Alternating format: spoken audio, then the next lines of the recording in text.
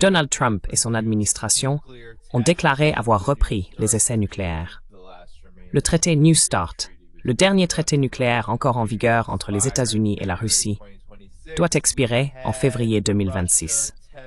Nous avons vu la Russie tester plusieurs armes, dont deux en particulier qui préoccupent fortement la BBC.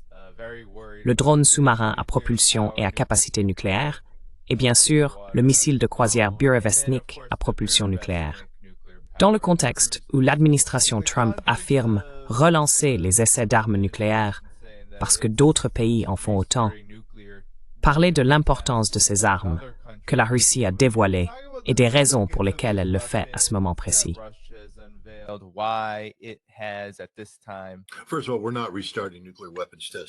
Tout d'abord, nous ne reprenons pas les essais d'armes nucléaires. Arrêtez avec ces absurdités. Le tweet de Trump montre l'ignorance de cet homme. Il a ordonné au secrétaire à la guerre d'effectuer ces essais. Pardon, au secrétaire à la défense. Ce n'est pas de son ressort. Ce n'est pas dans ses attributions. Nous avons d'autres agences qui s'en occupent, rattachées au département de l'énergie et chargées de la supervision de nos armes nucléaires. Le secrétaire à la défense n'a rien à voir avec cela. Vous savez, nous faisons des essais sous critique. Nous en faisons depuis un certain temps. La Russie aussi, la Chine aussi. Cela signifie que quoi que nous fassions, il n'y a pas de fission, donc c'est pas un essai nucléaire. Cela respecte le traité d'interdiction des essais, et nous allons continuer à le respecter. Ce qui s'est passé, c'est que le président a été informé que la Russie avait effectué deux essais nucléaires, le Burevestnik et le Poséidon.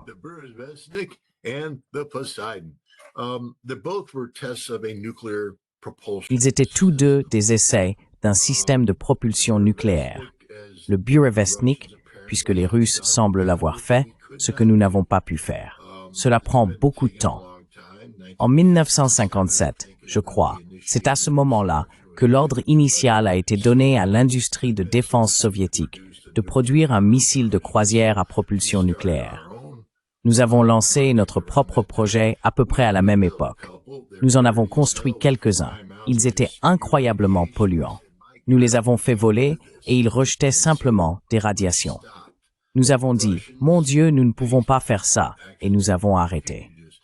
Les Russes, eux, ont réellement continué. Vous savez, ils ont en Russie d'excellents centres de recherche nucléaire. Aux États-Unis, nous n'avons pas l'équivalent. Oui, nous avons Sandia, nous avons Los Alamos, et comment s'appelle déjà celui en Californie? Berkeley. Non, Lawrence Livermore. Oui. Et tu sais, nous en avons d'autres. Mais tu sais, les Russes ont celui près de Moscou, qui fait surtout du travail commercial maintenant. Mais ils en ont un autre. Je crois que c'était, comment s'appelait la ville secrète? Arzamas, ou quelque chose comme ça, tu sais. 116 ou peu importe. En résumé, ils ont transformé un ancien séminaire en centre de recherche nucléaire pour leur programme d'armement. Et ces gars-là ont travaillé avec des scientifiques civils, et apparemment ils ont produit un réacteur nucléaire propre, petit, qui génère essentiellement de la chaleur. Ensuite, cette chaleur va surchauffer l'air et faire ce qu'un statoréacteur fait.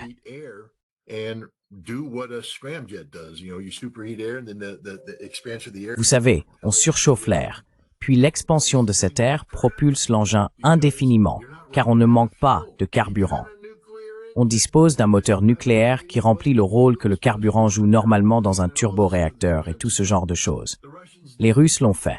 Ils ont réussi. Et ils l'ont testé. Ce même concept de propulsion nucléaire s'applique au drone Poséidon. Un drone est un véhicule sans pilote. C'est essentiellement ce qu'est un drone. C'est un véhicule sans pilote. Donc il fonctionne soit à partir d'informations préprogrammées, soit en recevant des communications de sources extérieures. Voilà les essais nucléaires que les Russes ont effectués. Et le président, parce qu'il est littéralement plus bête que terre, a été informé que les Russes avaient réalisé des essais nucléaires. Alors il a dit, eh bien, nous devons faire nos propres essais nucléaires.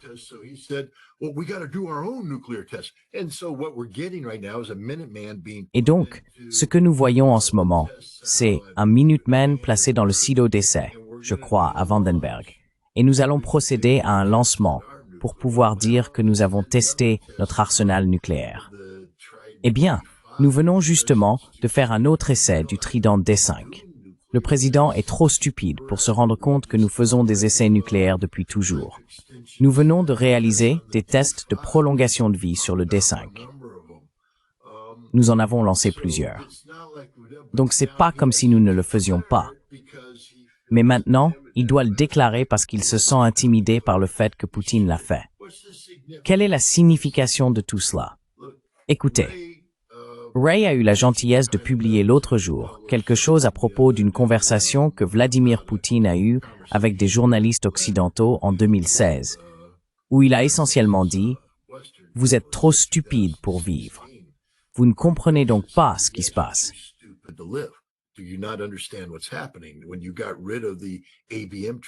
Quand nous nous sommes débarrassés du traité ABM, encore une fois, Ray se trahit un peu sur son âge ici, mais je vais le faire pour lui. En 1972, Ray était à Moscou quand il a été signé. Vous savez, c'est quelque chose. C'était un traité fondamental, car il reconnaissait que les guerres nucléaires ne peuvent jamais être gagnées et qu'elles ne devraient donc jamais être menées. Nous ne devrions donc même pas essayer de construire des défenses contre les armes nucléaires, car c'est tout simplement stupide. Les gens développeront de meilleures armes offensives.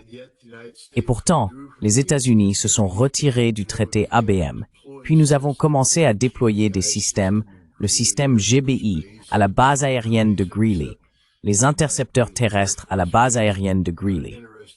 Un film intéressant vient de sortir sur Netflix. Smalls, je ne me souviens plus de son nom pour le moment, mais ça ne fonctionne pas. Et ça ne fonctionnera pas.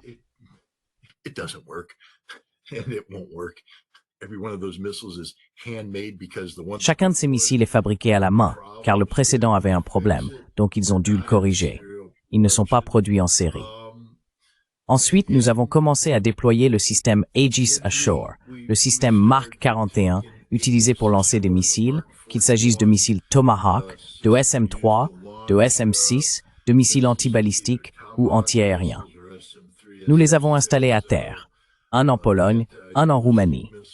Et les Russes ont réagi. C'est un peu trop près de chez nous. Puis nous avons commencé à déployer des navires Aegis autour de la périphérie russe, conçus pour intercepter des missiles. Et nous avons mis en place ce dispositif de défense antimissiles. Et les Russes ont dit, ce n'est pas bon.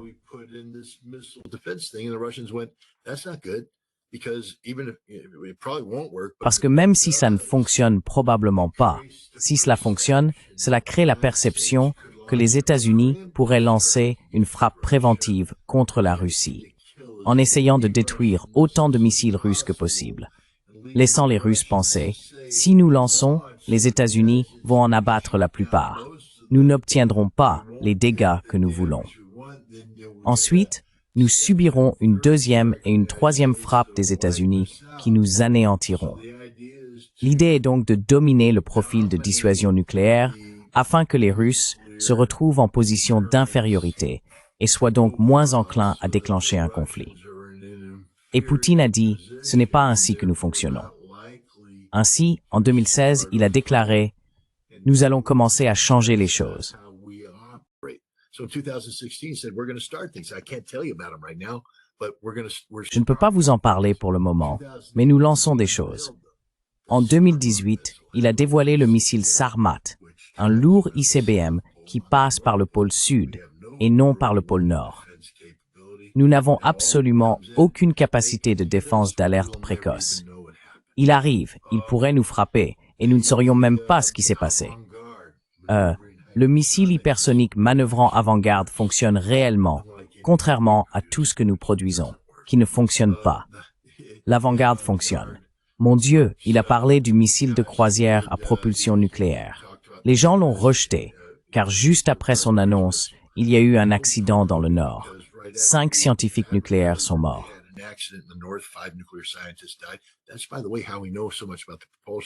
C'est d'ailleurs ainsi que nous en savons autant sur le système de propulsion. Parce que les Russes, étonnamment, ont en réalité identifié qui étaient ces scientifiques et à quelle partie des agences atomiques de défense ils appartenaient. Toute personne un tant soit peu intelligente lit leur biographie et leur thèse de doctorat, comprend les recherches auxquelles ils ont participé et se dit « Ah, vous venez d'expliquer beaucoup de choses sur ce qui se passe avec Burevestnik. » Et puis bien sûr, Poséidon. Même chose. Il l'a déclaré. C'est là. C'était en 2018. Nous voilà aujourd'hui. Sarmat est déployé, Avangard est déployé, Burevestnik et Poséidon viennent d'achever leur dernier test. À présent, les Russes essayent de déterminer comment ils vont les intégrer dans leur doctrine.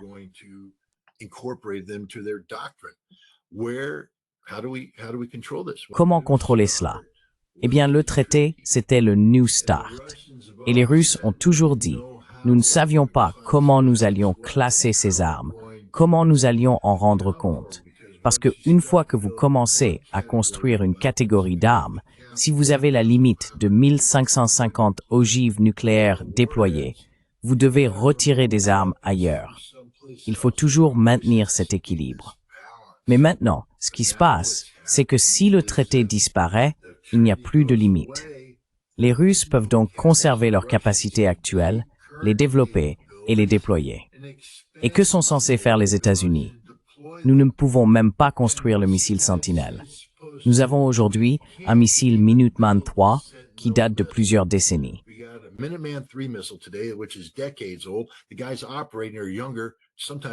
Les gars qui le font fonctionner sont plus jeunes, parfois 2 fois plus jeunes que le missile qu'ils sont censés tirer. On ne peut pas le remplacer. On avait dit que cela coûterait, je ne sais plus, 145 milliards de dollars. Quand cette estimation est sortie, j'ai dit on parle d'un système à 2 ou 3 billions de dollars qui ne fonctionnera jamais. Et tout le monde a réagi. Oh, Scott, tu ne sais pas de quoi tu parles. Je sais exactement de quoi je parle. Car maintenant, le Congrès a cessé de le financer après que le prix a dépassé le plafond non-McCurdy, quel que soit le nom. Le Congrès en a eu assez que l'industrie de la défense sous-évalue les projets au départ, puis exige qu'on continue à les financer. Le F-35 me vient à l'esprit. Ils ont donc adopté une loi qui dit que lorsqu'il y a une flambée des coûts, il faut arrêter le programme.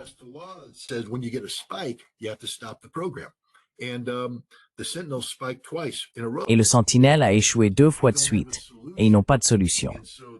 Donc, le Sentinelle, c'est fini. Maintenant, ils vont prolonger le Minuteman III jusqu'en 2050. Je veux dire, 2050, c'est maintenant la nouvelle échéance. Nous ne pouvons même pas faire ça. Nous n'avons pas l'industrie de défense pour le faire. Nous ne pouvons rien faire, rien de ce que les Russes font. Je veux dire, oui, Scott, tu aimes la Russie. J'aime la Russie. Je ne l'aime pas d'amour. J'aime l'Amérique.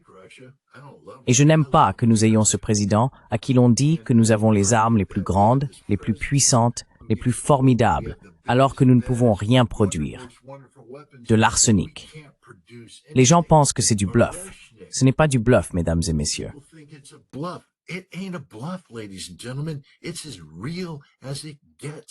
C'est aussi réel que possible. Et nous ne pouvons pas l'arrêter. C'est en production en série. Et nous ne comprenons tout simplement pas. Le dernier traité arrive à expiration. Il ne sera pas relancé. C'est fini. Le 5 février, nous n'aurons plus de contrôle des armements. Vladimir Poutine a déclaré qu'il prolongerait le moratoire d'1 an pour donner le temps aux États-Unis de se réveiller et de s'impliquer. Mais qui va s'impliquer? Les personnes qui s'occupent du contrôle des armements sont des spécialistes hautement qualifiés. Brady en faisait partie, j'en faisais partie. Nous ne sommes plus là. On ne forme pas ces gens comme de l'herbe, cela prend du temps. Les personnes qui ont négocié le traité ABM, vous savez, elles ont travaillé là-dessus pendant des années. Ensuite, elles ont enchaîné avec SALT 1, SALT 2, puis INF, puis START 1, START 2, START 3, SORT, New Start et l'extension de New Start. Et aujourd'hui, elles sont toutes à la retraite.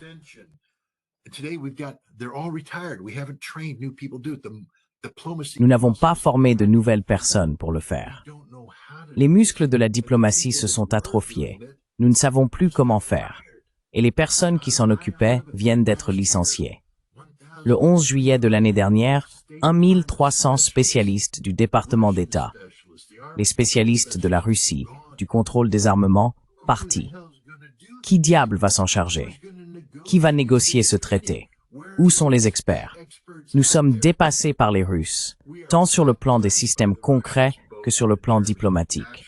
Nous sommes dépassés en matière de cohérence. Dites ce que vous voulez de Vladimir Poutine. Je pourrais rester ici à chanter ses louanges. Mon Dieu, il est au pouvoir depuis 25 ans. Je pense qu'il a une bonne maîtrise de la politique russe et des capacités de la Russie. Et nous continuons à changer de président tous les 4 ans. Ces derniers temps, nous n'arrivons même plus à prolonger la présidence.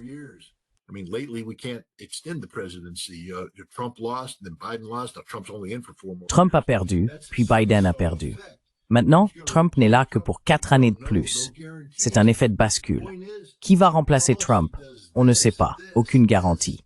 Mais le fait est que la politique va comme ci, comme ça, encore et encore. Et quand ta politique ne cesse de changer, ton financement est étouffé, de l'argent gaspillé. Tu dépenses trop pour trop peu de résultats. Pendant ce temps, les Russes s'y emploient depuis 25 ans. Ils ont affiné le système. Tout fonctionne à merveille. Ereshnik a été commandé en 2021 et devenu opérationnel en 2024. Trouve-moi l'équivalent américain d'un système high-tech commandé en 2021 et prêt à fonctionner 3 ans plus tard. On ne peut pas le faire, les gars. On ne peut tout simplement pas. Il nous faut 20, 30 ans pour faire ce genre de choses aujourd'hui. Et on n'y arrive toujours pas parce que c'est beaucoup trop cher.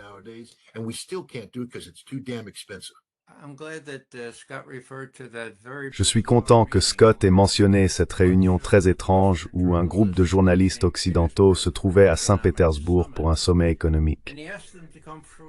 Il les avait invités à une petite réunion, peut-être 14 personnes autour de la table.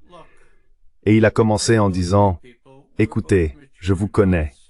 Nous sommes tous des adultes. Je sais que vous n'allez pas écrire ce que je vais vous dire.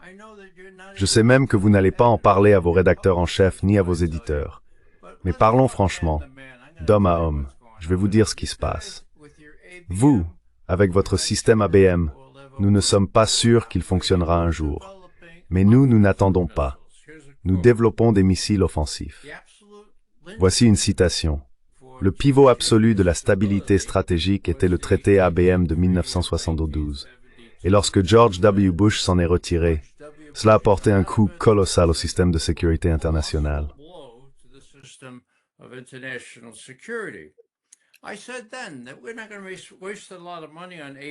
J'ai dit à l'époque que nous n'allions pas gaspiller beaucoup d'argent dans des systèmes antimissiles balistiques qui pourraient même ne pas être efficaces.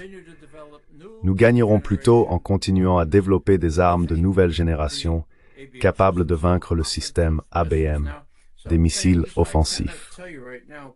Maintenant, certaines choses, je ne peux pas vous les dire publiquement, ce serait inapproprié. C'était en 2016. Eh bien, ils ont bien progressé, si bien qu'en 2018, comme Scott l'a mentionné lors du discours sur l'état de la nation de Poutine, il a fait une démonstration, de ces nouveaux systèmes. Et Scott a déjà parlé de ceux qui sont entrés en service. La grande question est, dans quelle mesure Trump a-t-il été informé de tout cela? Mon Dieu, cela semblait une révélation venue du ciel, non seulement l'Ereshnik, mais aussi le Burevestnik et le Poséidon. Il a réagi si vite. Nous allons faire la même chose?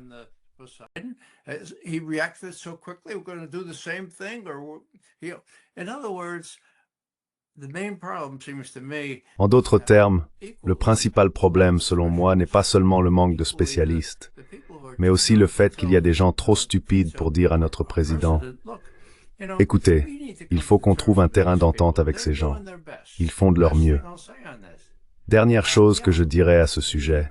Oui, le traité New START expire le 5 février. Aucun espoir de le modifier ou de le ratifier. C'est fini. Poutine a proposé depuis le 22 septembre un moratoire pour maintenir les limites quantitatives qui sont, si je ne me trompe pas, Scott, de 1550 pour chaque camp en ce qui concerne les missiles offensifs. Maintenir cela pendant une année entière afin que nous puissions déterminer quoi faire et éviter de partir dans tous les sens une fois libérés de toute contrainte.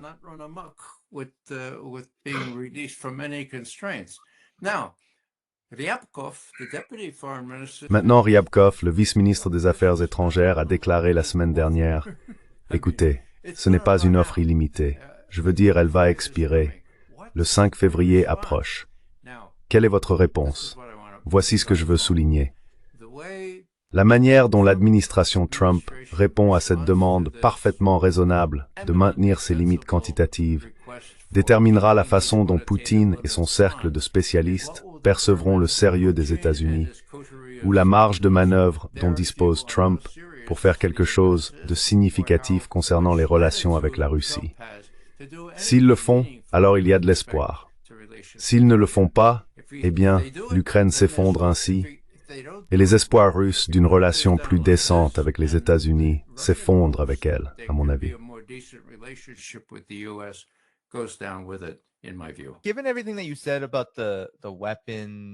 Compte tenu de tout ce que vous avez dit à propos des armes que la Russie a réussi à déployer, son complexe militaro-industriel, tout cela progressant à un rythme effréné, pourquoi alors voit-on l'Europe? Pourquoi semble-t-elle presque complice de la poursuite du conflit? Et bien sûr, les relations absolument désastreuses entre la Russie et l'Europe. Mais à mesure que ces armes sont déployées, à mesure que la Russie devient de plus en plus capable de se défendre, et vous savez, de repousser des menaces comme le conflit en Ukraine, on entend le ministre belge des Affaires étrangères, ou plutôt de la Défense, pardon, déclarer que l'OTAN raserait Moscou si un missile russe frappait Bruxelles. Que pensez-vous de cette rhétorique? Que se passe-t-il en Europe, où l'on tient à bien des égards un discours encore plus agressif que celui des États-Unis à l'égard de la Russie?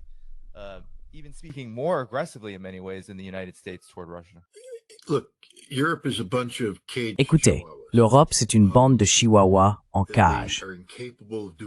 Ils sont incapables de faire quoi que ce soit. Ils sont même pas mignons. C'est une insulte aux chihuahuas. Je veux dire, ce sont des gens inutiles, des êtres humains inutiles. Il faut que je fasse attention à ce que je dis ici, parce que je n'aime pas ce type. Il ne sait pas de quoi il parle.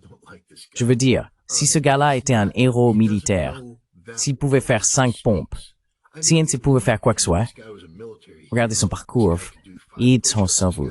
Neham Keridi, et vous comprenez de quoi je parle.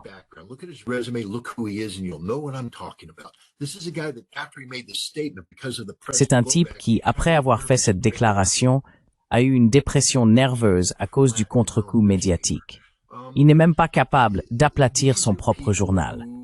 Ce sont des gens programmés pour dire les choses les plus stupides au moment les plus inopportuns.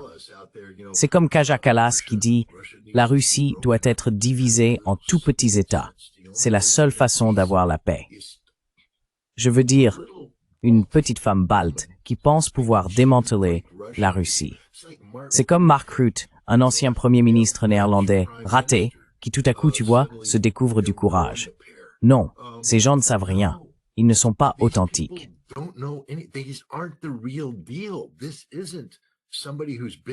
Ce n'est pas quelqu'un qui a de l'expérience, qui a tout vu, tout fait, acheté le t-shirt et comprend les conséquences de ses paroles. Ce sont des imposteurs, des façades. Ce sont, vous savez, la superficialité incarnée, qui viennent réciter leurs répliques parce qu'ils vivent selon un scénario en réalité écrit par les Britanniques, si vous voulez savoir. C'est un scénario conçu pour maintenir l'Ukraine dans le combat, garder l'Union européenne pertinente et continuer à financer l'OTAN. Et pour cela, il faut dire les choses les plus stupides. Parce qu'autrement, si la vérité éclate, allez, la Belgique va, ils ne savent même plus faire une gaufre. Nous faisons de meilleurs gaufres qu'eux.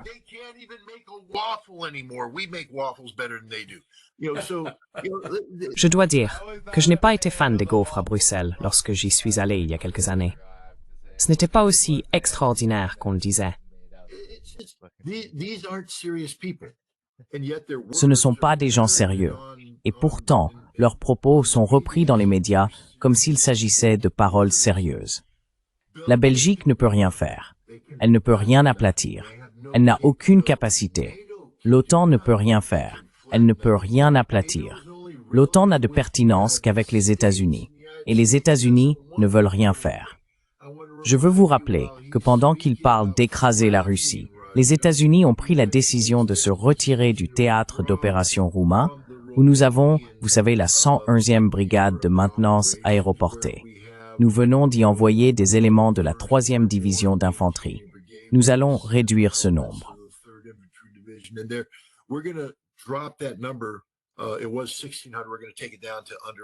C'était 1600. Nous allons le ramener à moins de 1000. Nous commençons le processus de retrait d'Europe, pas de renforcement de l'Europe. Pendant que l'Europe parle de construire cette armée imaginaire qu'elle ne pourra jamais financer, équiper ou utiliser, qui va se battre? En Allemagne, si l'Allemagne était envahie, selon un sondage allemand, seulement 16% des hommes allemands ont déclaré qu'ils se battraient pour l'Allemagne. Cela signifie que l'Allemagne n'a pas d'hommes, car si vous n'êtes pas prêt à vous battre pour votre pays, vous n'êtes pas un homme, surtout lorsque vous avez été envahi. Et pourtant, les Allemands disent « Non, non, nous ne voulons pas mourir pour notre pays ».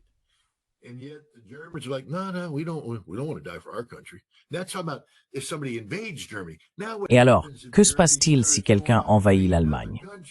Et maintenant, que se passe-t-il si l'Allemagne se met à envahir d'autres pays?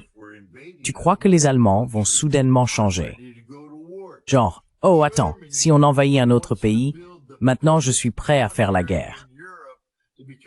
L'Allemagne, qui veut construire la plus grande armée d'Europe et devenir la puissance européenne, n'arrive même pas à motiver assez d'hommes pour s'engager et défendre leur propre pays. Et c'est la nation la plus forte d'Europe. L'Europe est une sacrée blague en matière militaire. Ils n'ont rien, rien du tout. Et ils ne tiennent que parce que l'Amérique les soutient. Mais on ne va pas les soutenir éternellement.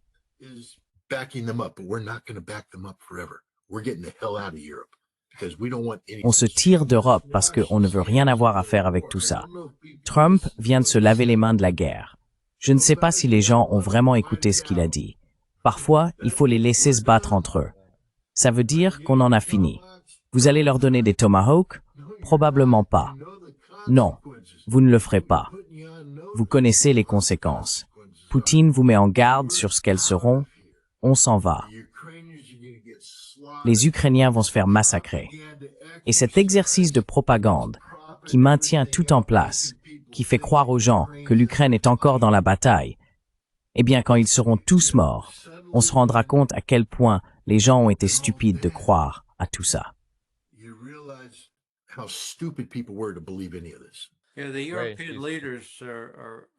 Les dirigeants européens sont vraiment une bande d'opportunistes politiques qui ont profité du système et ne savent plus quoi faire maintenant.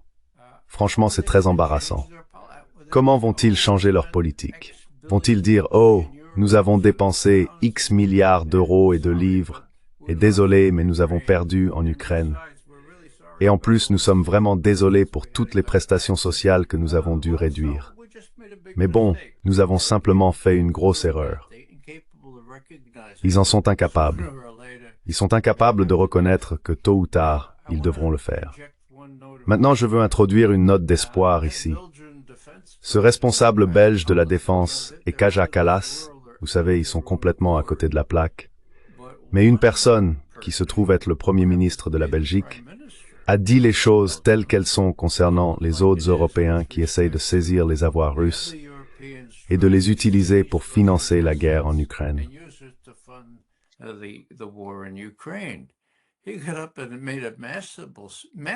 Il s'est levé et a prononcé un discours magistral en disant « Écoutez, vous savez, vous nous dites que nous, les Belges, même si la plupart de ces actifs sont dans nos banques, n'avons pas à nous en inquiéter, que nous n'avons aucune responsabilité. Eh bien, oubliez ça. Nous sommes inquiets et vous n'allez pas faire ça. » J'ai appris plus tard que Bloomberg, une semaine auparavant, avait déclaré que les États-Unis décourageraient la Belgique de laisser cela se produire. Alors pourquoi est-ce que j'en parle? J'en parle parce que s'il n'y a plus d'argent, les Européens ne sauront tout simplement plus quoi dire pendant les prochains mois, jusqu'à la défaite inévitable des Ukrainiens en Ukraine. Vous savez, c'est la construction à laquelle nous essayons tous de nous convaincre de croire, n'est-ce pas?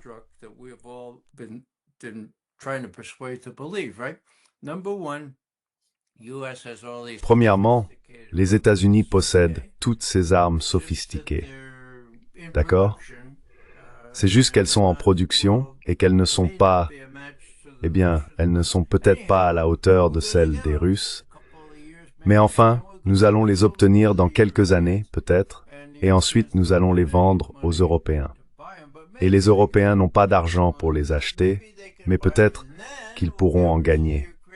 Peut-être qu'ils pourront les acheter, et ensuite nous les donnerons aux Ukrainiens qui n'ont plus d'armée. À part ça, c'est un super plan, non? Je veux dire, c'est complètement absurde.